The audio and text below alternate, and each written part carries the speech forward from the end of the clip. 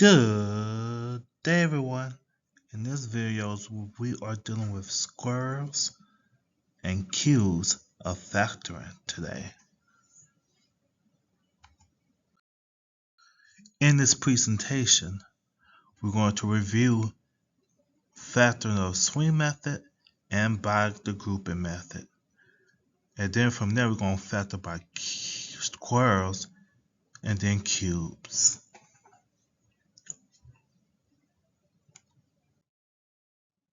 Just for a reminder, and before I say the reminder, good job everyone. You guys have been engaged, asking me some good questions, really doing your part. And that's the reason why most of you guys are passing my class. I think everyone's passing because everyone's doing what they're supposed to be doing. So good job. Shout out to my class of Algebra 2. All right. With that being said, you guys do have an open nose quiz on the 31st and the 1st of September. So the 31st of August and the 1st of September, so Thursday, Friday. So please pay attention to this video and the other videos I posted and make sure you are practicing your work. All right, let's get to some review. All right, I noticed that some of you guys are struggling with factoring using my favorite method, the swing method. So look, I'm going to go through this process again. And remember, when you watch my videos, always replay it multiple times because I guarantee you when you replay it multiple times, you will get it. So let's go through it. All right. Step 1, multiply front times the back, which is 6 times 6, which just gives you 36. Step 2, rewrite.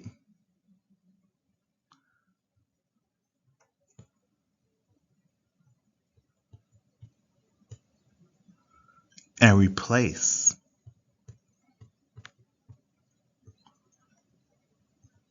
Step 3, what two factors do you know you multiply gives you 36, but those same two numbers, when you add them, gives you 37. And you should say 1 times 36 gives you 36, and also 1 plus 36 gives you 37. All right. Now with that being said, now we could factor. And again, the reason why I did what I did in the red, because it was factorable. This is factorable. At first, I could not factor this. So that's why we did all the other steps so that we could make it factorable. So again, step 1, again, was to multiply front times back. And I did that so I could rewrite it in a way where I could factor it. And when I know it's factorable, I know that there's two numbers multiplied together gives me 36, and when I add those same two numbers give me 37, so therefore it's factorable. All right, next step. X plus 1, x plus 36. All right. Now, your original front term, which was 6, you're going to divide all of this by 6. So ask yourself a question. 1 divided by 6, does that give you an integer? An integer, don't forget, it's a whole number. No, because it's going to give you a decimal, so you know that's 6. You're going to drag it to the front. So it's going to be 6x plus 1. Okay, so let's do the other factor. So 36 divided by 6, does that give you an integer? It does. X plus 6. And voila, people. You have did the swing method. The swing method. Let's move on. All right, factor by grouping. I know this is also one thing that you guys are struggling with as well as I was looking through the Kahoots. So, like the title implies, factor by grouping. Step 1, put everything in groups.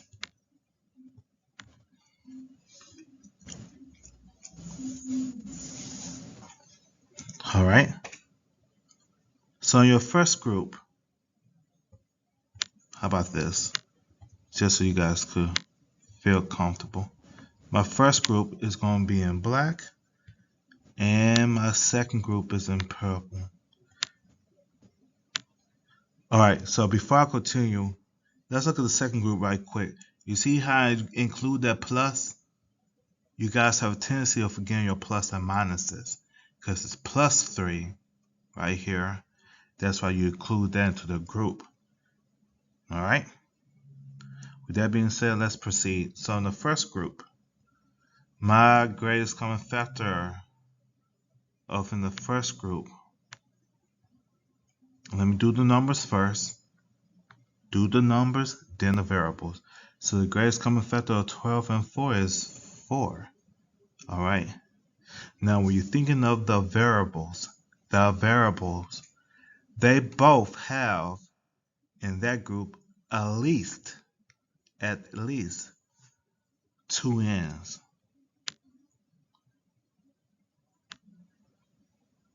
All right. Now what's going to be left on the inside? So 4n squared times what gives me 12n cubed? 3 times n. All right. So 4n squared times what gives me 4n squared plus 1.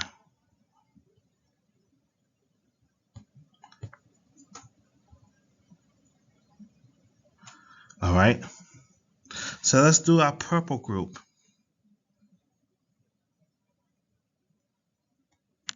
The GCF for 3 and 1 is what? Just 1. And there's no other n's inside, so I can't do nothing with the n's. So 1 times what gives you 3n? 3n. 1 times what gives you 1? 1. You see how inside my parentheses, my answers are the same here and here?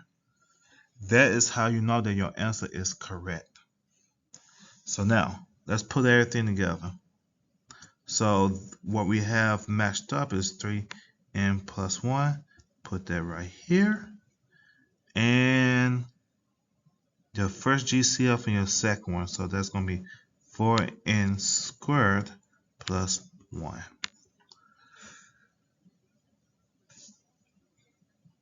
And I'm putting my little triangle because I did all the work. I'm done. I don't want to hear it. That's my answer. Bing, bang, pow, and wow. I am finished. Moving on. Uh-oh.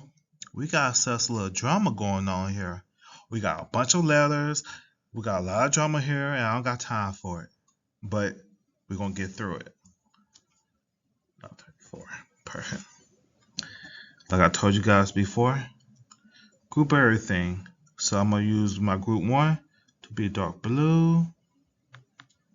And my group 2, don't forget to include your negative sign. See, you guys be tripping about that. Take the negative sign.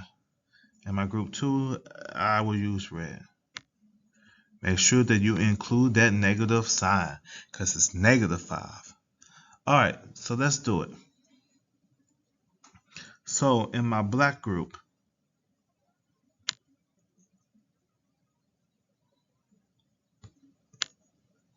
my greatest common factor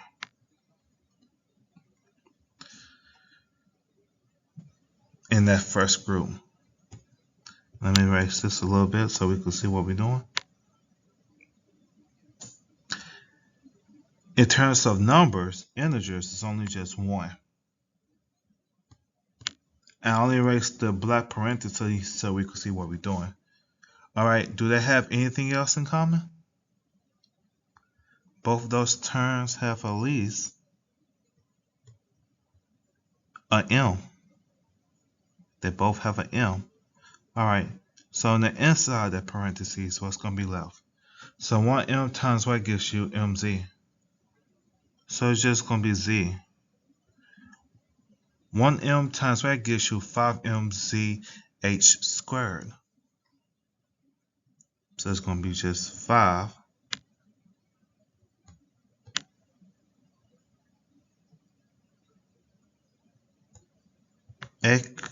H squared. Alright. Now let's move on to our red group. I'm putting that back. And again, the reason why I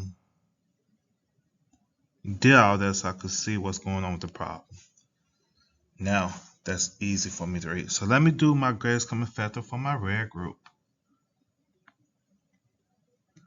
The greatest common factor, what both of them have, is what?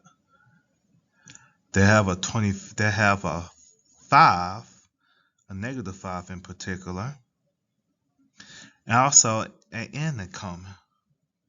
So negative 5 n. Alright, so negative 5n times what gives you negative 5nz? Z, good job. Negative 5n times what gives you 25nx squared? Negative 5h squared. Again, you see how they match the inside? That is the most important thing that you guys got to remember. What's in the parentheses have to match. Whatever in the parentheses have to match. Whatever's in the parentheses have to match. Now, with that being said, let's put this all together. So 1m minus 5n times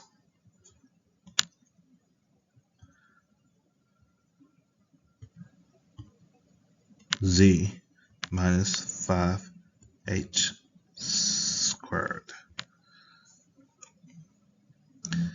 Alright, and I'll put my little dot because I'm done. And I don't want to be bothered no more with it, and that's it. Alright. So if you lost any part, please replay the video. And I'm going to move on. Alright, difference of squares. So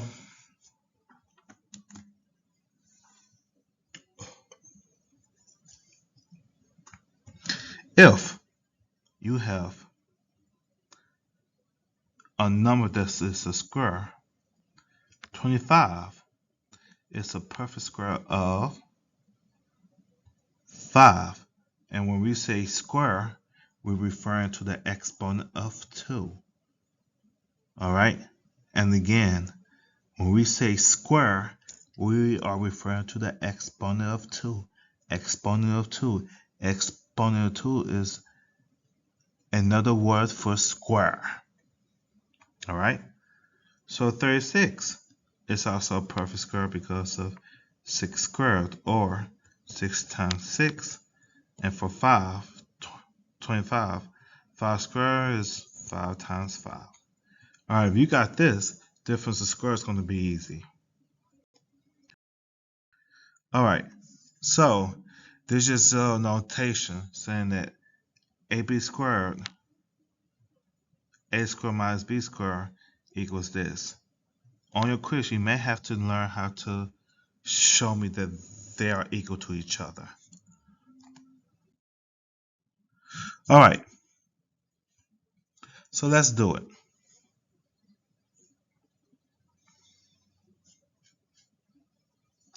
So you have b squared minus 64, right? We know that 64 is a perfect square of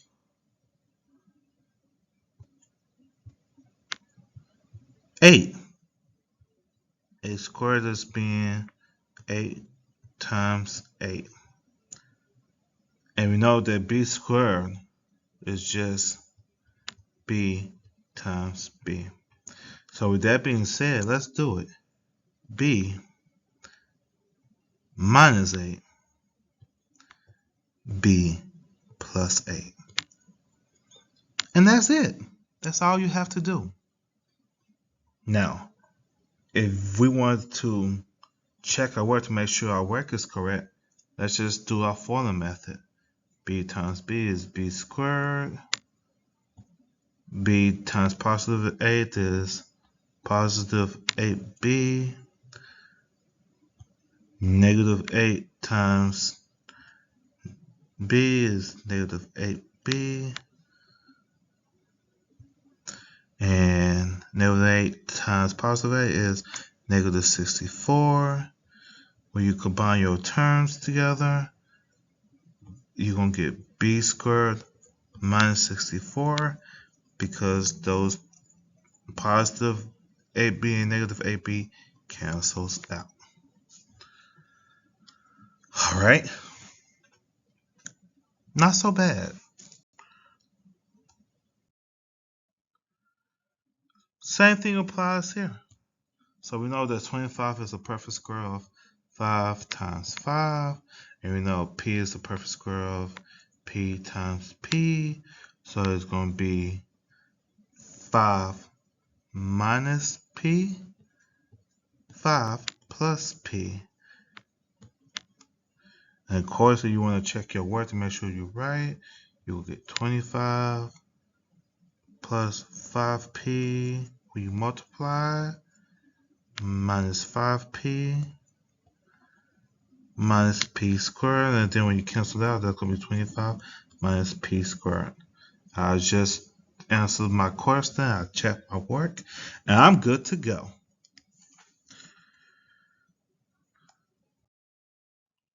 All right, here's a little drama for you, but don't worry, it's not hard as it looks. So we know that 9 is a perfect square of 3 because 3 times 3 is 9. So you're going to have 3a times 3a. And we know that negative 121 is a perfect square of 11. So 11 times 11. So that's going to be 3a minus 11, 3a plus 11. And yes, you could rewrite this as, if you want to, you don't have to, so you could rewrite it as 3a plus 11, 3a minus 11. And you could do that because this is multiplication, and multiplication is associative.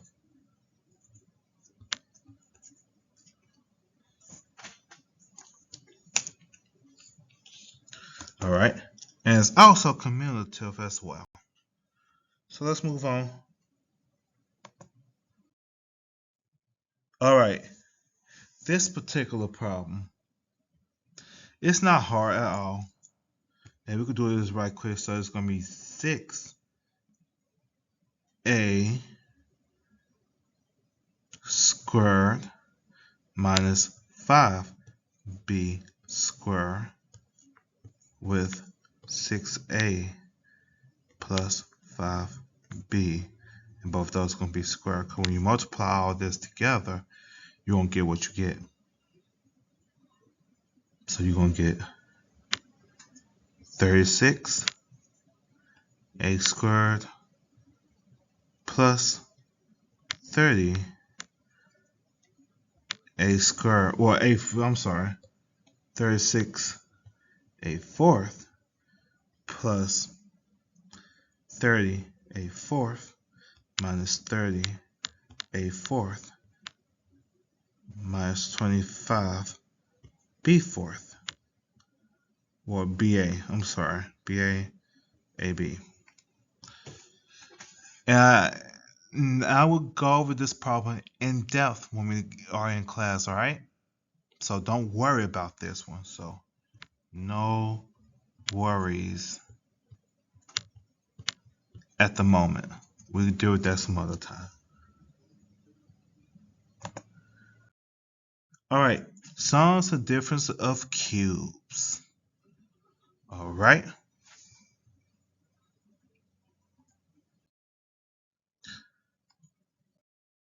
So look, you have something that looks like this. When we're thinking of cubes, we're thinking about powers of 3. Because we know, for example, a cube is just 2 times 2 times 2. So a is a perfect cube of 2. We know that 64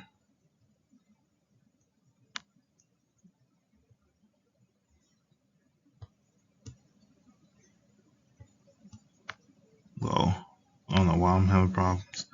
64 is a perfect cube of 4 because 4 times 4 times 4.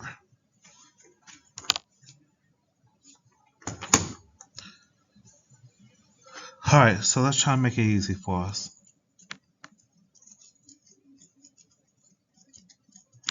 So follow these steps exactly. You're going to have x, because I'm taking one of them. And I know the perfect cube of 125 is 5. So 1x, 1/5. And then, since we took 1x left, we took 1x, we're going to be left with 2 x's. And then in the back, we took 1/5. So we'll be left with 2 5s. And then in the middle, you're going to change your signs and multiply them together. Multiply the front together. So 5, so x times 5 is just 5x. And you change your signs. And that's all you have to do. You got to rewrite it as 5x, negative 5x plus 30 plus 25. Alright, y'all. And that's how it works. Again, within practice and going over the stuff we did today, it's going to help out a lot. I will, leave a supplemental video about the cube so you guys can get further practice. So here, same process. 5 minus x, 5 squared, which we know is to be 25. And then the back is going to be x squared. But because you start off with negative, in the middle you're going to change it and you're going to make it positive and multiply 5 times x, which is 5x.